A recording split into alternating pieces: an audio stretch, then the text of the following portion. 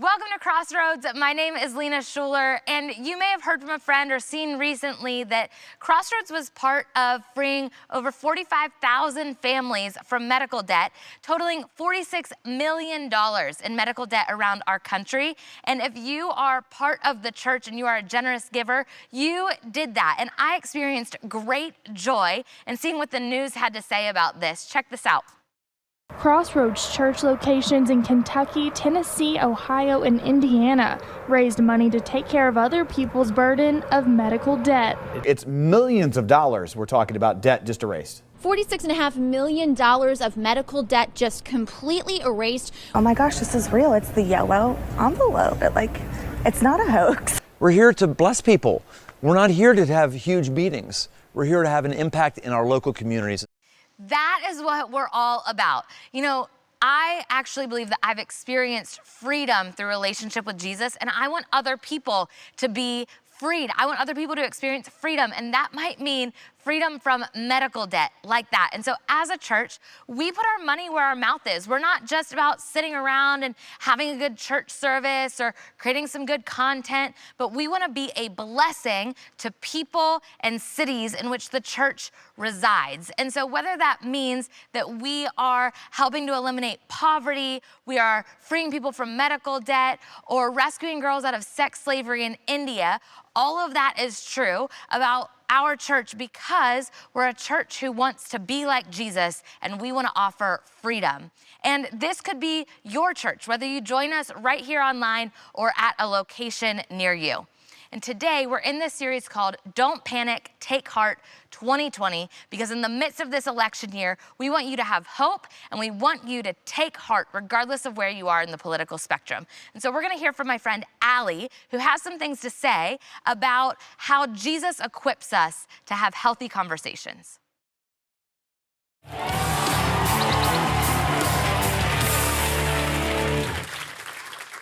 Billie Eilish dresses like she got her clothes stolen at the gym, so they gave her what they had in the lost and found bin. Midland official looks like they have a white van with free candy written on the side. It's a black van. I'd rather listen to a barn full of baby pigs being vaccinated than Luke Bryan's new song. I have vaccinated baby pigs, and that's awful. Why does Trey Cool from Green Day look like the emo version of Ted Cruz? Well, Mike looks like Putin. I feel like Leon Bridges makes music for straight white couples to dance to in their kitchens, but only if their kitchens have granite countertops and subway tile backsplashes and a teapot they bought in an art museum gift shop. Anyways, I still like it even though I'm gay and poor. Alice Cooper looked 65 in 1972. How is he still alive? Lizzo, bus passes and Happy Meals. Two things that I imagine Lizzo has seen a lot of. You have no idea how many mean tweets I've heard over the last week or so as I was getting ready for this weekend. It's great to be with you here on the last week of our series called Take Heart 2020. That's what we're about today. And as we finish up the series today, I just want to tell you, we've taken a little bit of heat over this series. We've taken some criticism as a community because I think some people have the impression that what's been being said here is that we should all clump up in the middle of the political spectrum or give up interest in politics or just not hold strong political opinions whatsoever. That is not what I personally want. What I want is to be a part of a community that has allegiance first to a king and a kingdom and then uses that influence very well wherever we can in this world. And as we go about that, I just want to, you're going to get this on your way out. What we have tried to do, you will be the judge of whether we have accomplished that. What we've tried to do is really embody some of the things that you'll find on this chart. You've probably seen this used throughout the series about what it might look like to be first connected to a king and a kingdom and refuse the kind of polarized political spectrum that we're being presented in our country. And yet, We all have influence that I hope this series will help us to use very, very well as we continue the rest of 2020. And today, I believe that we are going to talk about the key to using that influence well. Wherever you are, whatever your convictions are, this applies to you and me always and forever in the use of our words. We're going to talk about what that means and how our words influence people. And we are first going to find out the exact myth that we are going to bust today about words. Now, if you're just joining us, you don't know what I mean by that. This over here is our, I'm going to call it a slot machine-like situation, where we're going to find out what is the myth that we're about to bust here today. Let's see. Who believes I'm pulling this handle and making things move on the screen? Is it giraffes are so tall they can smell the moon? No. No. Let's do it again. Starbucks is worth the price, another myth. But we're not going to spend time on that today. And one more time. The myth we're going to bust today is that you should never discuss politics or religion in public. But Lord help us, literally, we're about to do that right now. So let me pray for us. Father, I just welcome you here with me and in this place in a special way. We really want to hear your words, and I pray that my words, as many of them as possible, would be reflective of your heart and would be your very words themselves. And I pray that that is what would stick.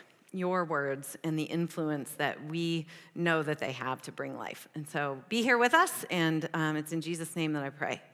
Amen. Well, why this myth? Maybe you've heard this before, this idea that those two things are just a bad idea. They're just combustible. It seems like there's just a lot of potential for explosion when these two topics come up. And so we've devised this kind of old adage. That's what I would call that. It's sort of an old adage that it's just not a good idea. Let's just stay away from this entirely. You never do it. And I think anytime I hear the word never or the word always, I just kind of want to come after it because it tells me that we just want to make this easy. Let's just sweep all this messy gray stuff under the rug. Let's just make this easy. And I think that that's really what that myth is doing. Just don't do it. It's too hard. It's too messy. We're not sure how. Just don't do it. And I think we can do better than that today. And I know we need to dump this because our culture is already starting to react against it. We have 3 different ways, I think, that we kind of handle this idea that we should never talk politics or religion in public. The first is we want to fight against it. I'm sure there's none of those people, none of those types in here, no mean tweeters, no highly aggressive types that just want all of their stuff out there. But I think that's one of the reactions against this idea that we should never talk about these things. I think some of us have just gone the complete opposite direction and we kind of fight against that idea. And we just say whatever we want to say, whenever we want to say it, because we can.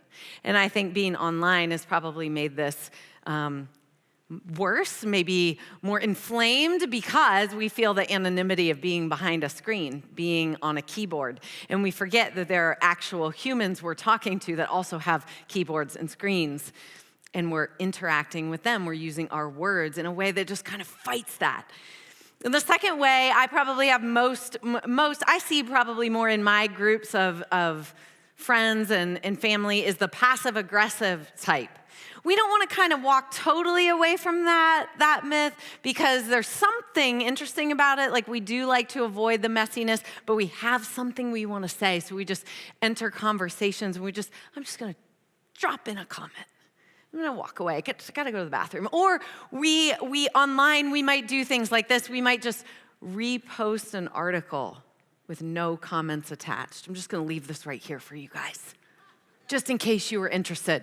That's what I would call the passive-aggressive type. Kind of wants to toe the line, maintain some deniability, doesn't really want to come right out and have messy conversations. And then there's the last type, which is far more like me, who has just abided by this myth altogether. Just taken it, gone with it, believed it. That's what I've done most of my adult life. I don't want to talk about politics and throw some God in there and you know it's going to explode. It just seems like a really bad idea.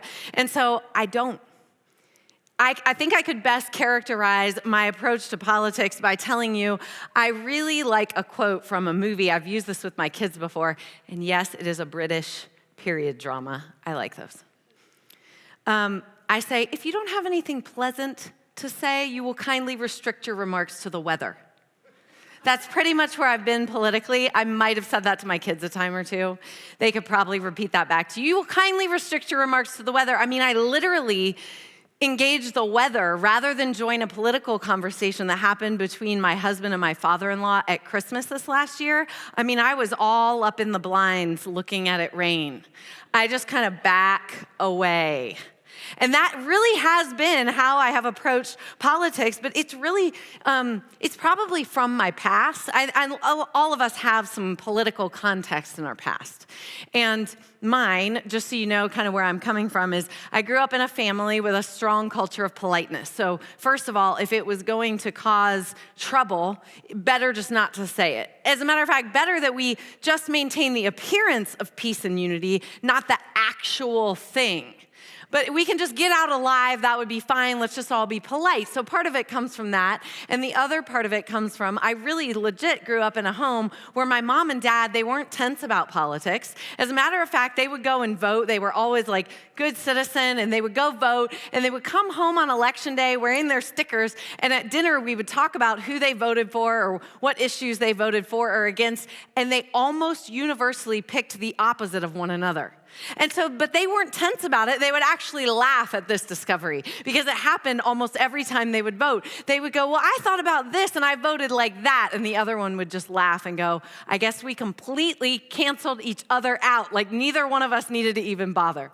And so it wasn't a source of tension to have differences of opinion, but, and so I just kind of grew up in that way. And as I've come into adulthood, I've found myself kind of abiding by this myth of just don't do it for some of those reasons. But there's a major upside to that. And one of the upsides to that I have personally experienced, which is people never get mad at you about your political views when you never tell them what they are. I'm going to tell you what one of mine is. I'm just going to confess this to you right now. I think it's one of my more unpopular political viewpoints. I miss my plastic straws. I do. I'm just going to tell you that right now. I miss them. I care about the turtles. In my mind, I don't think that having a plastic straw is worth the life of these beautiful animals. Also, I really hate it when I take a drink and my ice hits me in the face. And then it like goes down my shirt. And more than that, I hate my alternatives. I brought these with me today because I feel strongly about this. I'm sure I'm gonna get some emails. I can handle it. Now, this is one of my alternatives. This is a paper straw. Blech. That's all I'm saying right now is I get these and I put it in my mouth, and I really have a weird thing in my past about wet toilet paper. I just can't handle it. And this becomes wet toilet paper in about 30 seconds. So I'm like, no. Back to the ice in my face. Now, someone got me this. This is my other alternative. This is lovely, actually. Love drinking out of this. This is like a metal, it's a metal straw. But here's how I'm supposed to clean it. Really? Are you serious? This is what you want me to do? I'm so committed to this straw that that's how you want me to clean it. No. Again, mom of 4 kids, absolutely not. Not gonna happen. So I miss my plastic straws. Now, I don't ever have to tell people that, so I don't look like the jerk that just doesn't wanna save the turtles. And that's the upside of taking my political point of view. There's a downside also. When you take the passive route, like I have taken for most of my life, you also, you forfeit some of those things that just burn in you that you would actually like to talk about. And I've so conditioned myself to not comment on things, to avoid explosions, that I actually bypass opportunities, maybe even some influence, to talk about things that I do care about. And I would regularly bypass that. I would regularly give that up. For instance, I care about the opportunities and the voices of women in our country. I care about that, and I don't think our work is done there. And I care about those issues. I care about how our leaders talk about women. I care about the women that get elected. I care about the voices that we haven't had in how to run the country. I care about that, and I'm only one generation from a mom who was told, if you leave this house and go to college, don't ever come back. Because women don't belong in college. That was one generation ago. That was my mom. I care about those issues. I would love to talk about them. Some of them burn in me. And yet I've just taken this stance that I just don't do this. I just bypass it. I don't want the messiness. I don't want the potential explosion, the potential impact on relationships. So I don't. And I think we can do better. Whether you're a fighter, whether you're the passive-aggressive type, whether you're more like me, I think we can do better. I think there's a different goal that we could have for our influence and for our words in the rest of this season, all the way through this year. Maybe even we could adopt this for the rest of our life. I think our goal cannot be to forego our influence. I don't think our goal can be to fight against everything that's out there that we need to care about and have opinions about and be heard about. Instead, I think our goal should be to speak life. No matter where we are on the political spectrum or what issue or person we're engaging, we all have access to this goal to speak life into that place. And I want to make a case today that I think that should be your goal with your words, both in this political season and maybe forevermore. And that would be to speak life, because words, they are a powerful, powerful tool that God has given us. And he's allowed us to share in their power. And I want to read you this proverb from the book of Proverbs, chapter 18. It says this: death and life are in the power of the tongue, and those who love it will eat its fruits. Death and life are in the power of the tongue. Our words have the power to both create and destroy. They have the power to give life and to kill things. And God himself uses this power. As a matter of fact, all the way back in Genesis 1, we learn that when God created the world, he actually spoke it into existence. It says, and God said, let there be light. And God said this. In the book of Isaiah, the prophet Isaiah says that God's word does not return to him empty, that it actually accomplishes what he sent it for. It creates what God wanted it to create when he speaks his words, whether that's through him or through somebody here on earth. His words create things. And when Jesus came to this earth, as God, he was called the Logos, the Word made flesh. And he came on a mission to bring life. I believe that God's motive to use his words everywhere is to bring life. And I don't mean to be nice. I do think we could be a little nicer, to be honest with you, but I'll just leave that aside for a second. I already told you I come from a family that's nice. And so I think there are 1,000 ways that your words could actually bring life and create and build up that aren't always flowery. It could be that you're giving empathy, that you're giving comfort, that you're giving correction or conviction. You could be giving encouragement or honor. There's all kinds of ways that we can use our words that aren't about saying them nicer. They're about bringing life. And God allows us to share in that power, but the thing is, there's also the flip side, right? It says death and life are in the power of the tongue. And we also have the ability to destroy things.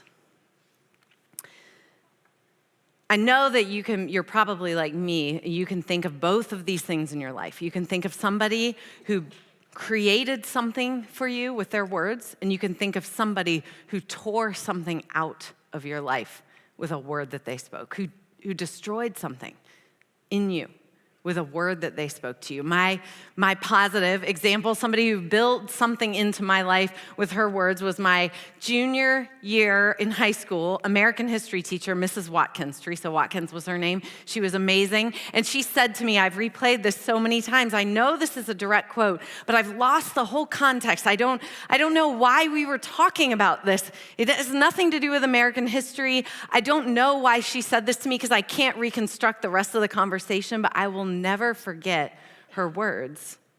She said, Allie, I think that one day you would be a very loving leader in a church. I was 17. I thought she was crazy. I was like, what? And I moved on, and guess what? A couple of decades later, God starts to get a hold of my life and do some very interesting things, and all of a sudden, Mrs. Watkins' words start circling around in my heart and in my mind, and I thought, that created space for something in my life. And I can also think, like you can, of the people who, with a word, you spend the next decade trying to shake that off. The old sticks and stones can break your bones, but names will never hurt me. That is a load of crap. That is an absolute load of crap. I'm sorry. Words can tear down and destroy, and guess what? It's actually, without God, our natural way. Because we live in a fallen world, which is another sermon for another time. There's sin, and we're born into this environment, right? And so without God, we will always use our words to destroy. Listen to what Romans 3 says. There is no one righteous, not even one. There is no one who understands. There is no one who seeks God. All have turned away and together become worthless. There is no one who does good, not even one. Their throats are open graves. Their tongues practice deceit. The poison of vipers is on their lips. Their mouths are full of cursing and bitterness. Paul, the writer of that passage, he was describing our condition without God, because without God, we have no hope of speaking life. Absolutely none. I would say at best, our words could be functional, but worthless to him. But with him, we have the capability to bring things to life. However, at worst, we could spend our lives thinking we were right, expressing ourselves well, and doing nothing but tearing things down or killing things around us. Politics 2020 is going to be our torture test. It is. Because someone is going to annoy you. You're going to be right about things. You're going to be convinced you are right about things you're wrong about. It's going to be a torture test for how we're going to talk to each other, how we're going to engage each other. And if we will adopt the goal of speaking life, then two things are going to have to be true about every time we open our mouths. The first thing that has to be true is our words have to come from a good place. And the second thing is that they have to be for the good of someone else. What God is asking of us is he's telling us that we need to do good with our words. We need to build up and not tear down. And there's some very specific direction around these two truths about our words. That first, they have to be from a good place. Jesus explained this in Luke 6. He explained that our words are actually coming from a place that we might not immediately be aware of. Luke 6 says this, "No good tree bears bad fruit, nor does a bad tree bear good fruit. Each tree is recognized by its own fruit.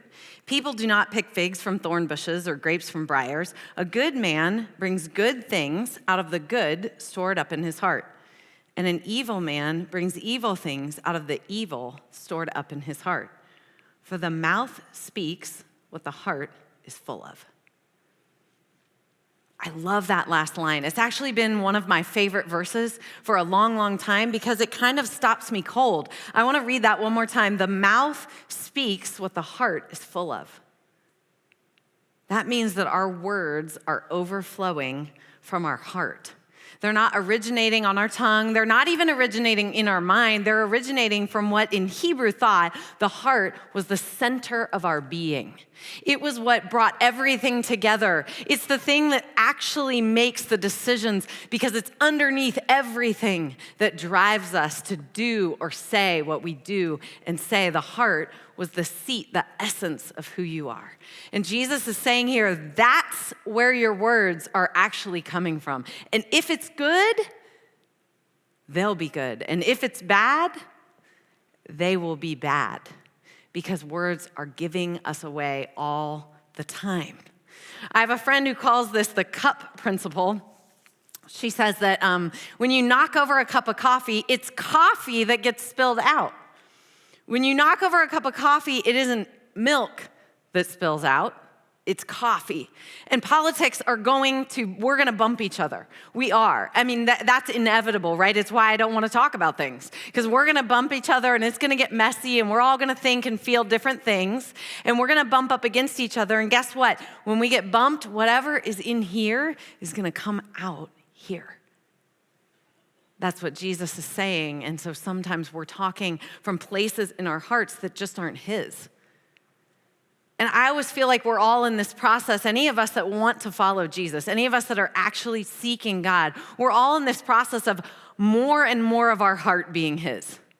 Right? And so it's possible that you could be able to talk about something today that you couldn't 4 years ago if you're following Jesus. Because more and more of our heart is becoming his. And it's those places where we want our words to come out of. And if they're not, they're going to bring death.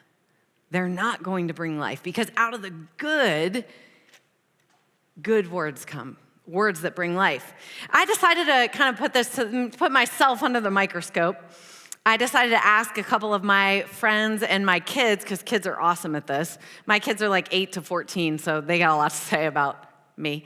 So I decided to ask them, what are some things that I say a lot? Like if you just close your eyes, what do you hear ringing in your head, you know? Because we can learn a lot about this, right? Our words today about politics and everything else, they're already giving away the state of our heart. And so I thought, I wonder what they're gonna tell me. So the first one I got back was from a friend, and she said, she was laughing, and she goes, I just hear you saying this. Oh, come on. And I thought, what a weird thing to have played back to me. I can hear myself saying that. What's underneath that? I'm irritated. I think you're all idiots. I don't know. There's something underneath that my friend can hear my voice saying, oh, come on. I got two back that I thought were kind of similar. One was somebody said I talk about personal space, and the other person said that I say just stop with the noise.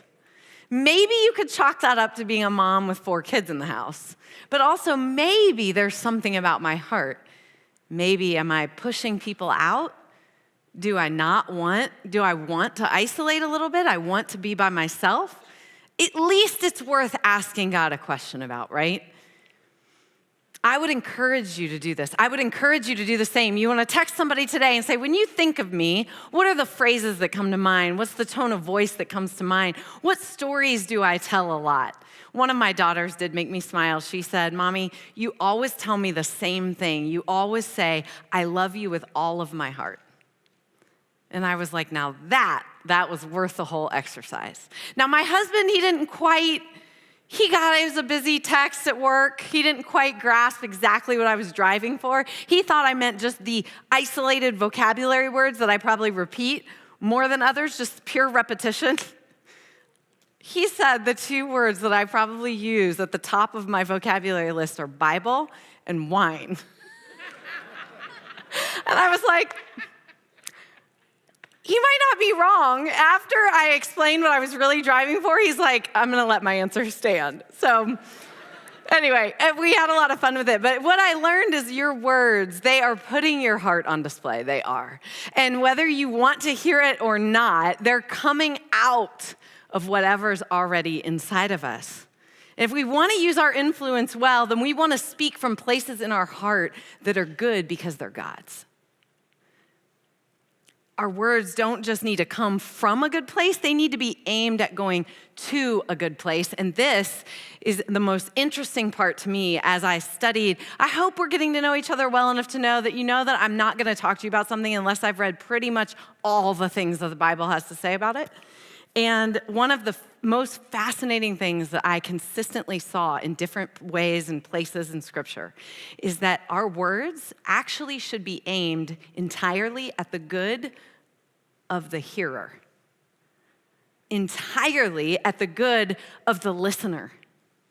That is so simple, but it's a mind-blowingly different way to handle words than I think we use today. I think, generally speaking, I think most of us, we say what we say because we want to say it. And we have something to say, and so we're going to say it. Somewhere mixed in there on the list is that we think you need to hear it. You know, it's not nowhere, but it's certainly not the aim of most of what we choose to communicate. And the Bible actually says the entirety of what comes out of our mouth should be about the good of the person on the other end of those words.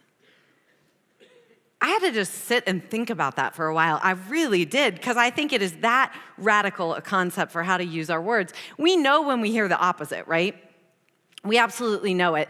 And let's put that in the political spectrum. You know when somebody talks to you about politics and it doesn't even matter if you're in the room, right? They're going to say what they want to say in the way they want to say it, with the emotion that they have, getting to the conclusion they've already drawn, and they're just going for it. And it really doesn't matter if you get up and walk away. They're still going to have their rant.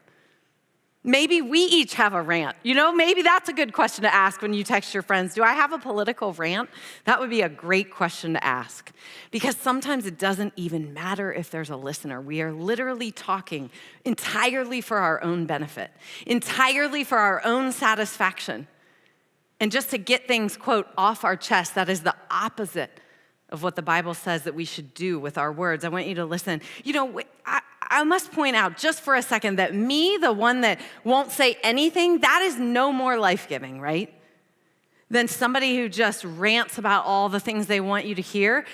I'm on the other end of the spectrum, no matter where you are. Whether I have something good or encouraging or helpful or potentially sharpening to say, I'm just not going to say it. That amounts to the same thing. It absolutely doesn't bring life, no matter which end of the spectrum we're on. And instead, Philippians 2 kind of encapsulates this idea that I found all throughout Scripture. Philippians 2 says this: do nothing out of selfish ambition or vain conceit. Rather, in humility, value others above yourselves, not looking to your own interests, but each of you to the interests of others. Do nothing out of selfish ambition or vain conceit. I think of vain conceit as just an entirely self-focused attitude. I am completely turned around looking at myself. And it says, do nothing out of that spirit, only do what is best and in the interest of others. And I think a lot of times, especially when it comes to politics, we truly believe, so many of us do hold opinions that maybe they are very well thought. They could even be well researched. They certainly are impassioned, and we believe, I know what's good for you. It's to hear my immigration policy. That is what's good for you. And so I'm just going to tell you that because there is no circumstance under which that would not be good for you. And so we want to go on like that because we truly do believe in many of the things that we become impassioned about.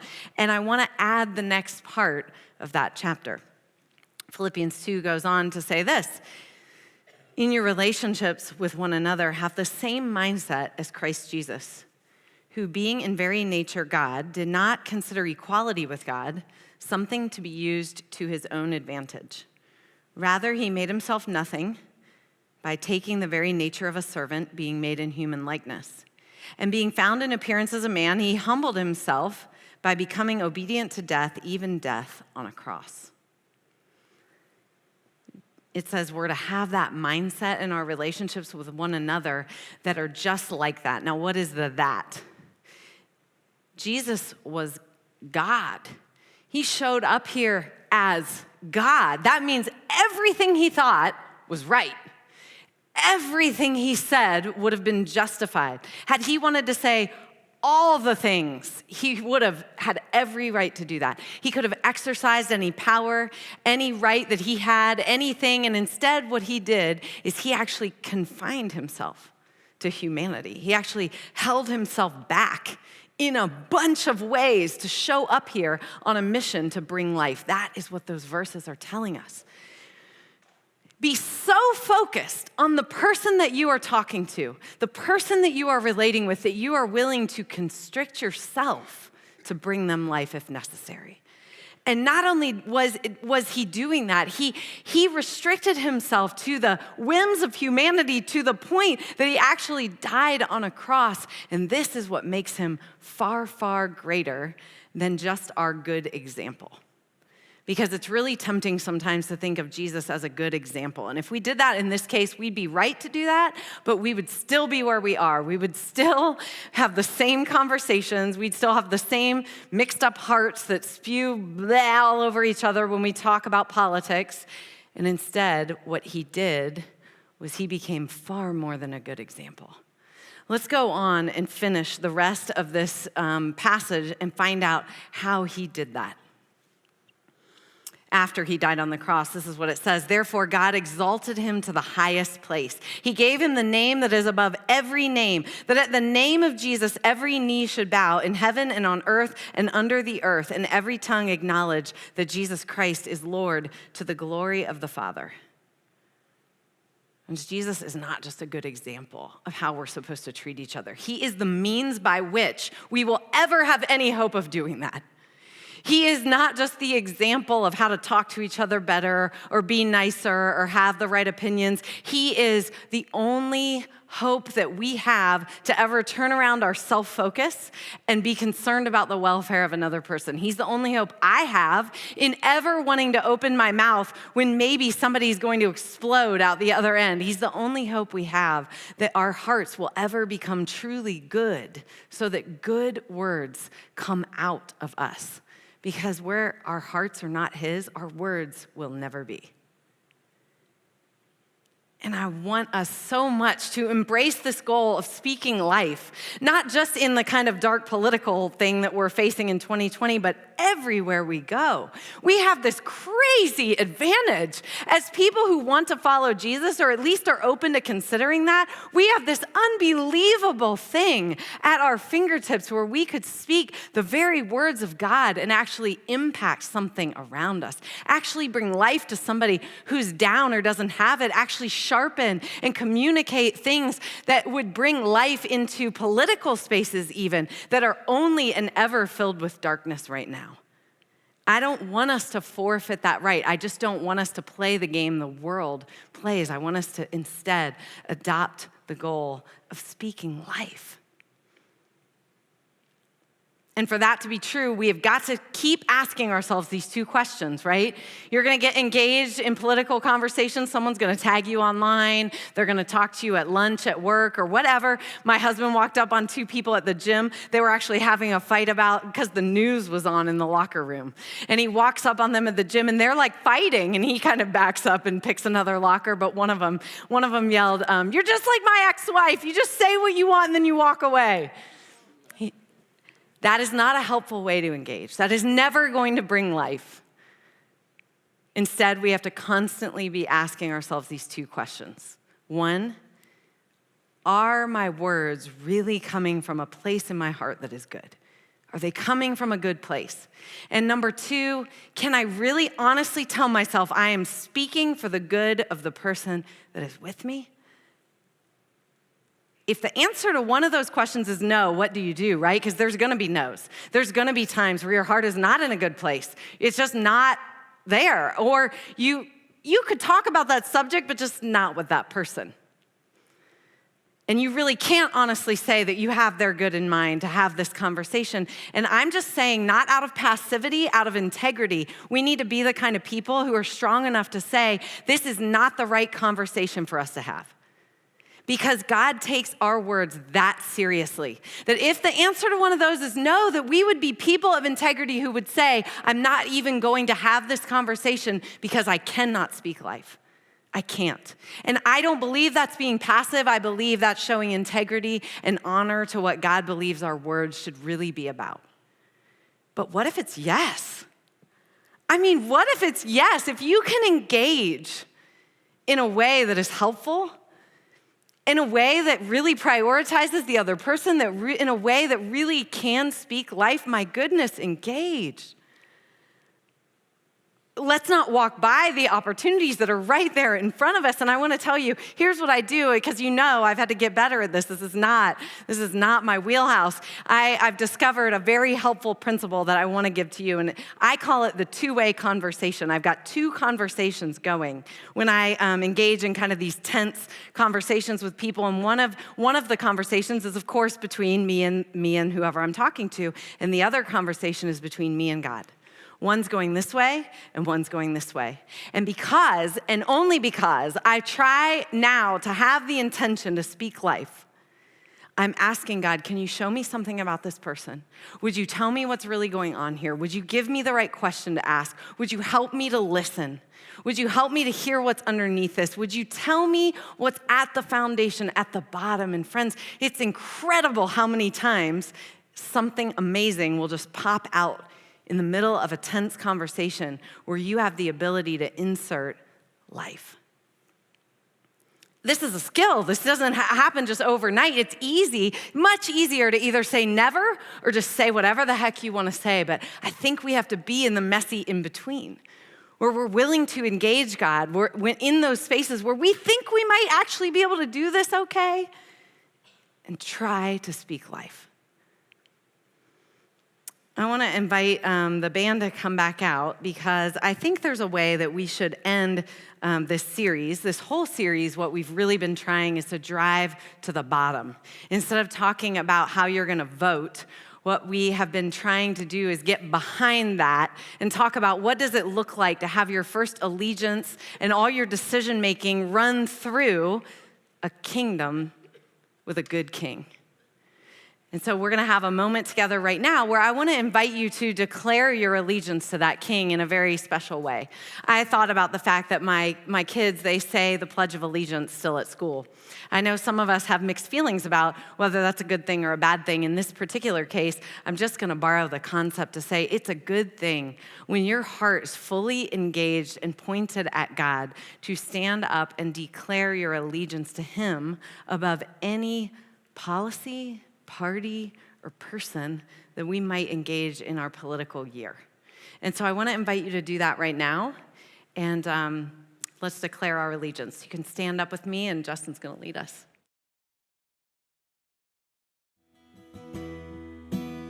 So we say yes to you, Jesus, our lives open wide, our hands lifted high, and we say yes to your freedom.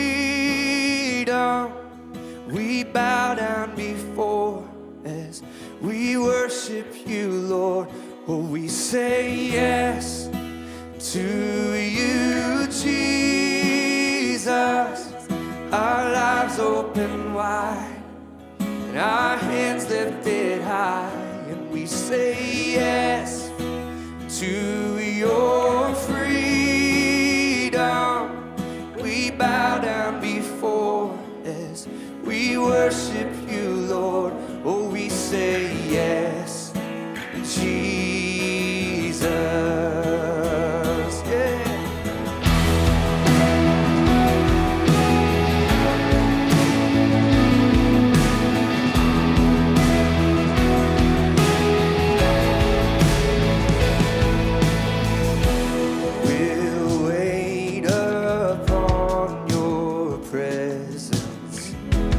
No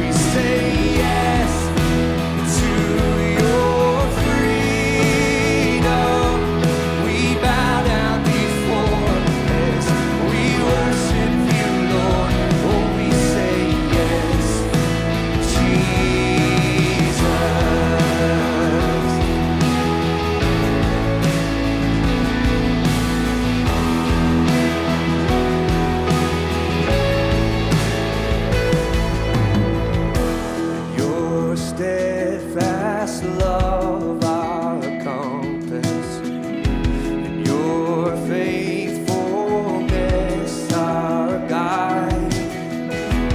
With every step we trust you, our true north, our delight. You are so good, and your mercy endures forever. So we say yes to you, Jesus. Our lives open wide and our hands lifted high, and we say yes to your freedom. We bow down before as we worship you, Lord. Oh, we say yes, Jesus, and we choose joy and love and goodness. We choose hope, peace, and kindness. We choose grace and truth and faithfulness. So our lives belong to you, and we choose joy and love and goodness. We choose hope and peace and kindness. We choose grace and truth and faithfulness. So our lives belong to you.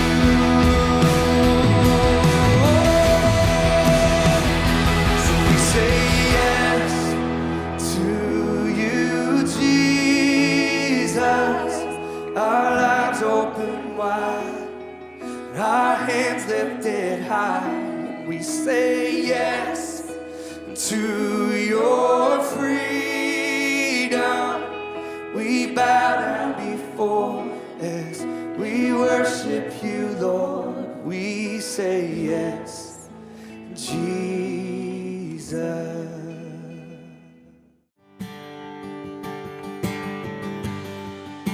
Worthy of every song we could ever sing,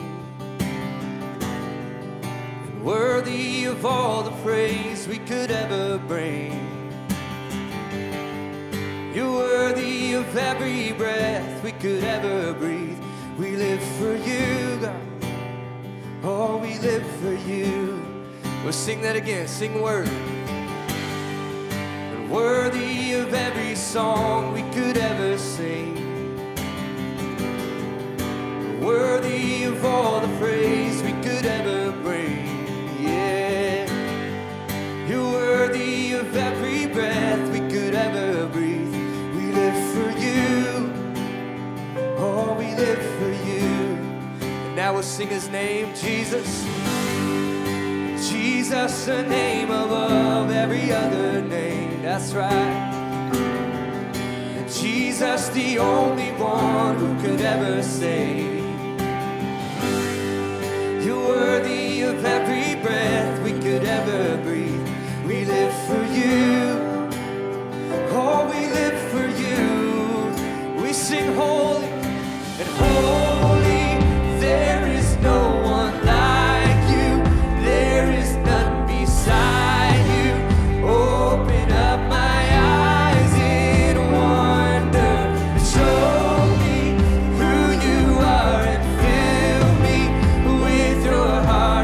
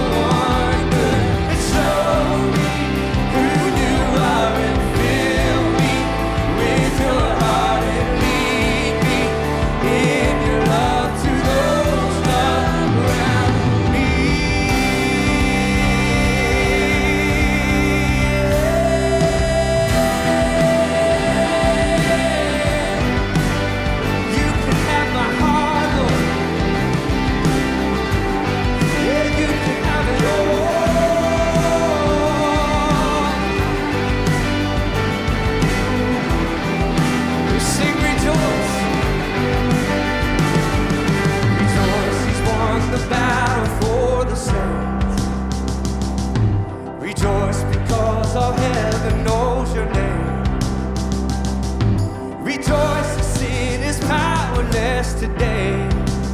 Sing hallelujah, what a Savior. Rejoice because He chose to make us kings. Yeah. Rejoice because your life has been redeemed. Yes, it has. Rejoice because He lives in you and me. Sing hallelujah, what a Savior. It is finished, it is done. And heaven's love poured out on us. Separated, now we're one. Sing hallelujah, what a Savior.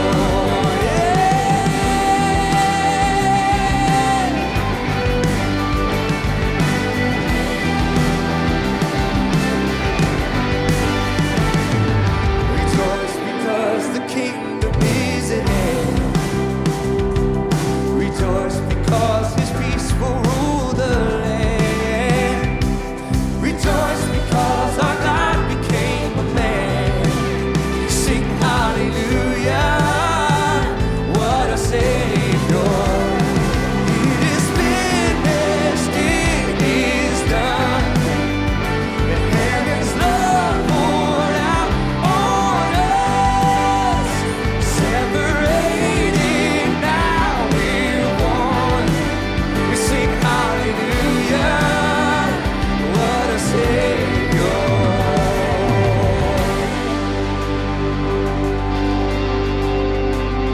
Psalm 118:24 says this is the day the Lord has made. So let us rejoice and be glad in it. It says, oh, give thanks to the Lord, for He is good, for His steadfast love endures forever.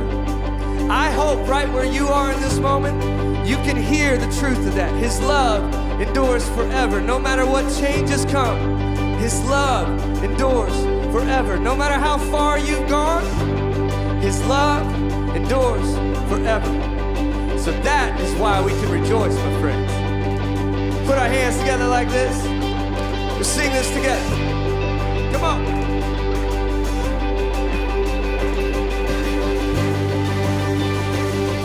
Today's the day He's made. I'm gonna rejoice and I'll be glad in it. I'm lifting my voice. Today's the day He's made. I'm gonna rejoice and I'll be glad in it. I'm lifting my voice. Today's the day He's made. I'm gonna rejoice and I'll be glad in it. I'm lifting my voice. Today's the day He's made. I'm gonna rejoice and I'll be glad in it. Sing hallelujah, hallelujah, hallelujah. Hallelujah, hallelujah, hallelujah. Hallelujah, hallelujah, hallelujah.